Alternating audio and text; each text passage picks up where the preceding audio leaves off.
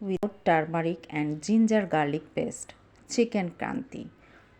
অনেক রেসিপি দেখেছেন, খেয়েছেন, তবে এই রেসিপি আপনাদের অনেক বেশি ভালো লাগবে আমার বিশ্বাস। এই রেসিপি ট্রাই করার পর আমিও অবাক, এত টেস্টি কিভাবে সম্ভব। আসসালামু আলাইকুম, আমি রাজিয়া খানস ফ্যামিলির রান্নাঘর থেকে। চিকেন বানানোর জন্য আমাদেরকে প্রথমে মশলা বানিয়ে নিতে হবে। তার জন্য এখানে আমি নিয়ে নিয়েছি 2 টেবিল চামচ পরিমাণে মৌরি, 2টো তেজপাতা, 2 টুকরো আছে দারুচিনি, 1 টেবিল চামচ পরিমাণে রয়েছে গোলমরিচ, 4-5টা রয়েছে এখানে লবঙ্গ এবং দিয়ে দিচ্ছি একটি স্টার আনিস। সামান্য ড্রাই করে নিব। এখানে রোস্ট করার পরে খুব বেশি প্রয়োজন নয়, জাস্ট হালকা ড্রাই করলেই হবে। এখন এই উপকরণগুলো একটু টাইট হয়ে এসছে, আমি সেগুলোকে পাউডার করে নিলাম।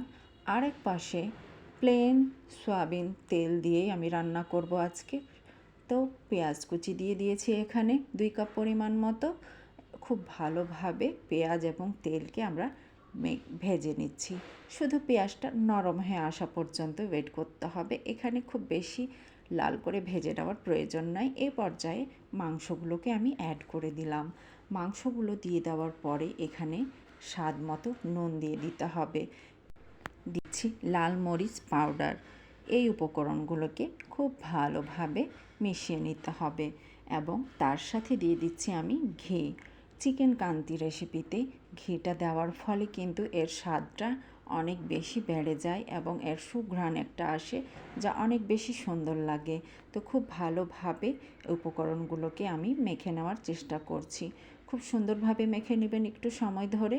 এতে করে কিন্তু মাখা যত বেশি ভালো হবে, রান্নাটাও তত বেশি ভালো হবে।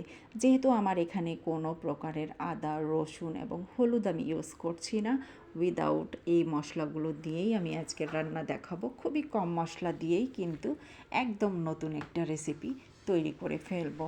এই পর্যায়ে আমি ঢাকা দিয়ে রেখে দিচ্ছি কিছুক্ষণের জন্য। 5 মিনিট পরে আমাদের উপকরণটা কিছুটা এই পর্যায়ে এসছে। আমাদের তেলটা খুব সুন্দরভাবে ভেসে এসেছে এবং খুব সুন্দর একটা ঘ্রাণ পাওয়া যাচ্ছে। এবং যে মশলাটা আমরা রেডি করে রেখেছিলাম, সে মশলাগুলো আমি এখানে অ্যাড করে দিলাম। আবারও উপর নিচ করে খুব ভালোভাবে মেখে নিচ্ছি। আবারও বলে দিচ্ছি, যত ভালোভাবে মশলাগুলোকে মেখে নেওয়ার চেষ্টা করবেন ততই ভালো হবে। এবং মৃদু জালে আমি এগুলোকে খুব ভালোভাবে ভেজে নিয়েছি। এখানে কোনো প্রকারের আমি পানি অ্যাড করিনি। এবং দিয়ে দিলাম এখানে 1/2 কাপ পরিমাণে দই রয়েছে। দইটা দেওয়ার পরে কিন্তু ফেটে যাওয়ার মতন দেখা যাবে, এতে ভয় পাওয়ার কিছু নাই। এটা মাংসের সাথে অল্প অল্প করে মিশে যাবে খুব সুন্দরভাবেই এবং এতে এর ঘ্রাণটা অনেক বেশি আসবে। দেখতেই পাচ্ছেন কিছুক্ষণের মধ্যে কিন্তু দইটা খুব ভালোভাবে মিশিয়ে গিয়েছে মাংসের সাথে এবং মৃদু জালেই কিন্তু এটিকে আমরা রান্না করব। আবারও ঢাকা দিয়ে দিলাম। ঢাকা দিয়ে দেওয়ার পরে মাংস থেকে যে পানিটুকু বের হয়েছিল, সে পানি দিয়েই কিন্তু আমাদের মাংসটা সিদ্ধ হয়ে আসছে এবং খুব সুন্দর কালারটা দেখে বুঝতেই পাচ্ছেন কতটা সুন্দর হয়েছে। আর এবার ভালোভাবে মিশিয়ে নিলেই কিন্তু চিকেন কান্তি রেডি পরিবেশনের জন্য।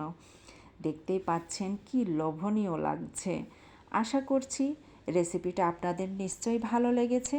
আর ভালো লেগে থাকলে একটা ছোট্ট কমেন্ট করতে ভুলবেন না এবং অবশ্যই আমার চ্যানেলে আমার পাশে থাকবেন।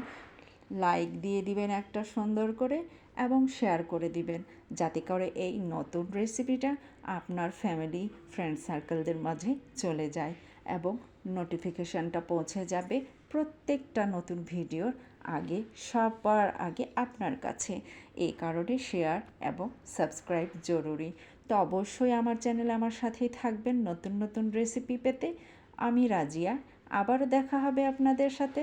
আল্লাহ হাফেজ।